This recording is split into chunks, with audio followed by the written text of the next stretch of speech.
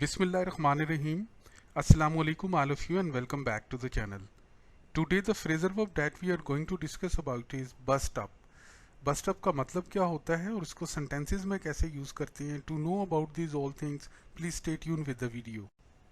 Meaning of bust up. देखिए bust up का मतलब होता है an argument or issue, one that ends a relationship. यानी कि एक ऐसा आर्गूमेंट या कोई ऐसी बात जिसकी वजह से कोई रिलेशन ख़त्म हो जाए, जिसकी वजह से कोई ताल्लुक जो है वो एंड अप हो जाए, ख़त्म हो जाए वो ताल्लुक, उसको कहते हैं बस्ट अप. अब किन सिचुएशन के अंदर बस्ट अप को यूज़ करते हैं वो हम सेंटेंसेस देखते हैं तो ये कॉन्सेप्ट हमें मज़ीद क्लियर हो.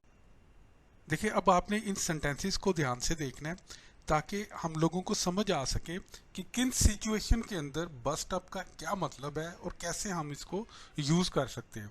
जैसे मिसाल के तौर पे I don't want to bust up your party.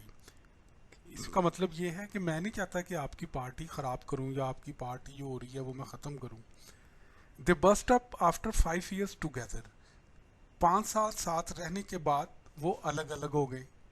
इसी तरह ही had a big bust up with her. मतलब ये कि यार उसके साथ बड़ी सख्त किस्म की लड़ाई हुई है कि उनका ताल्लुक ही ख़त्म हो गया है कि वो एक दूसरे को मुंह भी नहीं लगा रहे.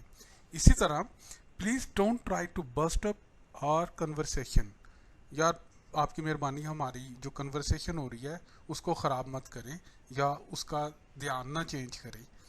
इसी तरह the children have bust up the desks and chairs. कि बच्चों ने तमाम टेबल और चेयर जो डेस्क थे या चेयर्स थी सब ख़राब कर दी हैं. मतलब ये नहीं कि उन्होंने तोड़ फोड़ कर दी है, मतलब कि सब चीज़ें ख़राब कर दी हैं, इधर उधर कर दी हैं. इस सेंस के अंदर भी हम बस्ट अप का यूज़ करते हैं. So thank you so much guys for watching the video. If you like the video, please hit the like button and don't forget to subscribe the channel.